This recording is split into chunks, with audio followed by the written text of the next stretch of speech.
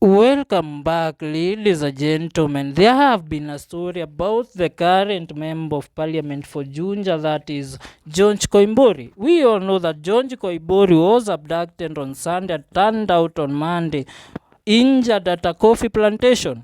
And the government of the day, together in coalition with the current regime of police leaders and the army and the military and the DCI, have conducted an investigation where they have tabled and claimed that the member of Junja, George Koimburi, abducted himself so that he could not appear to answer a case that he has been accused of grabbing a land in Junja.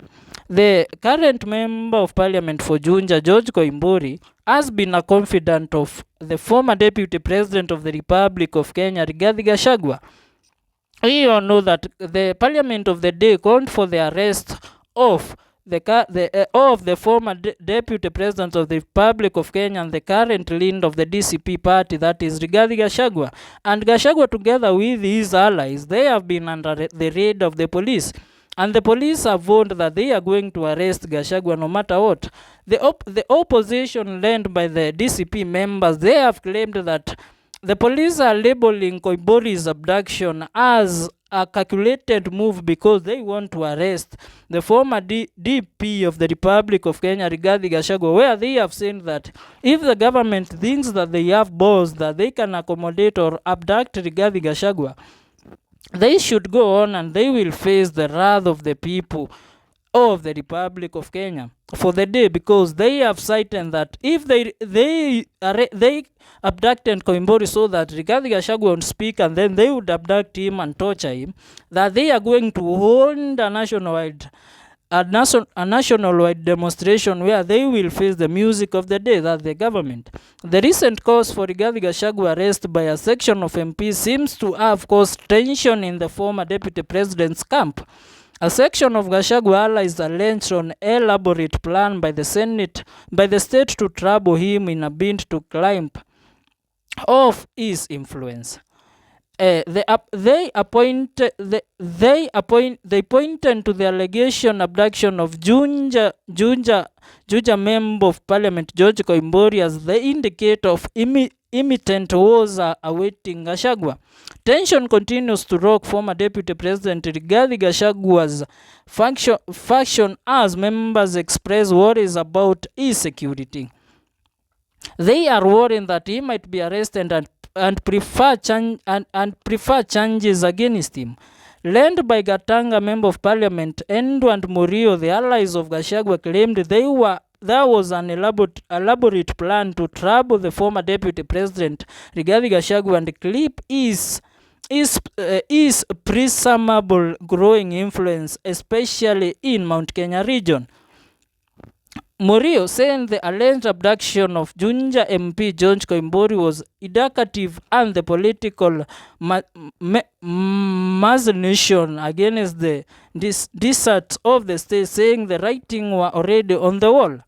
The many tekel is on the wall for the Ruto's government. For they don't want Rigathi Gachagua near any microphone, because they know wherever the man is near any microphone, he goes ahead to destroy the government of the day and reveal secrets that somebody was supposed to die with them when they formed the government.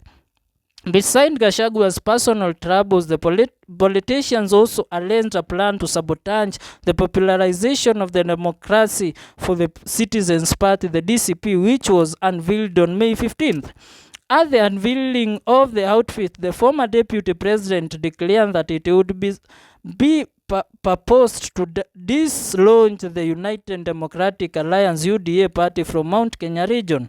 With the mission on, the allies of Gachagua claimed that the state is keen on eradicating competition and doing so by intimidating and arresting opponents. We are very much aware as a DCP party, and more so the people of the mountain, that all this is orchestrated to dim the light, to reduce the strength and the resolve to have our own party as a mountain. And as you can see, the vigor to suppress, to arrest, to abduct leaders who do not agree necessarily with the Kenya Kwanza government is on. an higher gear, and there is purely meant to make sure that our resolve is gone. The DCP party has no elected leaders who are supporters of that party, and the ultimate goal, and we are very much aware, is to arrest Rigathi Gachagua, said Muiro.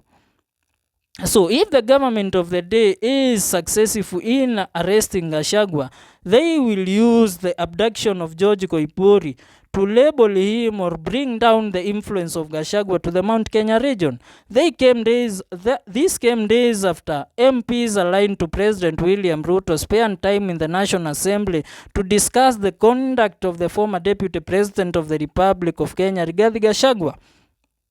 This will lead to a national fallout, or a nation that will have struggles to take down the government of the day, because they will have abducted the chief the person who is opposing the government, or the chief opposition leader of the day. If they use the Koimbori's thing to arrest Gachagua, then it will be chaotic and messy. As one member of parliament for Suba said, Millie Odhiambo, because they know that the influence of Raila Odinga along the country is far much gone, and they will do anything that it takes to bring down anybody that is near the power and is trying to bring down Raila Odinga and President William Ruto's influence in the country politically. So this is why the MPs aligned to former Deputy President Rigathi Gachagua said, this is why the government is using every means possible to intimidate them and bring down anybody that is aligned to former Deputy President of the Republic of Kenya, Rigathi Gachagua. They argued that based on his utterances in public, the former Deputy President had become a threat to the National Assembly, to the national, that is the MPs who were seated on the National Assembly as it resumed its roles, that is the parliament of the day. Some of the MPs called for his arrest and subsequent prosecution, but even as Gachagua allies used Koibori's alleged abduction as a political capital, the police gave a different account for that quashed the abduction of the Junja Member of Parliament, George Koimbori. Inspector General of Police Douglas Kanja, Directorate of Criminal Investigation, that is the DCI Director Mohammed Amin, said Koimbori staged his disappearance for political clout. According to them, investigation insufficiently linked his allies to the saga. Kanja said that Koimbori was taken to a hotel on the evening of May 2025 on a Sunday, where he spent the night before he was taken to a coffee plantation that belongs to the businessman Jimmy Wanjigi. The following morning, to create a scene of abduction, his allies' cars were impounded as the police intensified their investigation into the saga. Meanwhile, the lawmaker was admitted to Karen Hospital, where he was admitted and placed under treatment. However, the police took issues with the refusal of the lawmaker's family to allow them access to him for interrogation. The police have went ahead and have come with clear identification or clear evidence that George Koimbori abducted himself, and the following day took himself to a land plantation, and later in the day he was rushed to Karen Hospital, where he is receiving treatment even as we speak now. So what do you think, guys? Was this linked so that they would